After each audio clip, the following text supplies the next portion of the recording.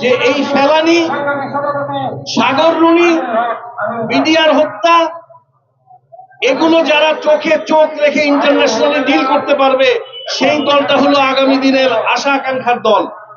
বক্তব্যে সব এসে গেছে, আমি শুধু একটা কথা বলে শেষ করি। আজকের এই ফেলানি দিবসে শহীদ রাষ্ট্রপতি জিয়াউর রহমান 19 দফা দিয়েছিলেন। একটা ধ্বংসস্তূপ রাষ্ট্র পেয়ে এই মাফিয়ার বাবা একটা ধ্বংসস্তূপ রাষ্ট্র দিয়ে গিয়েছিল, তার মতো ছিল গর্বই। পরবর্তীতে তার সহধর্মিনী এই দীর্ঘ সময়ের এই যে সংগ্রাম, এই সংগ্রাম থেকে আমরা বুঝতে পেরেছি যে ভিশন 2030 দিয়েছিলেন, এই মাফিয়া দেশকে 17 বছর পিছিয়ে দিয়েছে।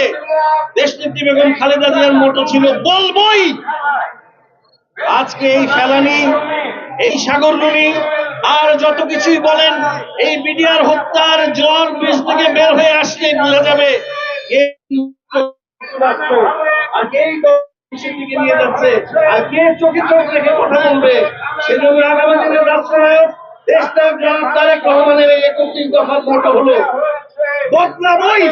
এই গোলামী চুক্তি, এই গোলামী চিন্তা ভাবনা যে মাথায় ঢুকিয়েছে, এখান থেকে দেশকে বদলাবেই ইনশাআল্লাহ। সবাইকে ধন্যবাদ। আসসালামু আলাইকুম ওয়া রাহমাতুল্লাহি ওয়া বারাকাতুহু।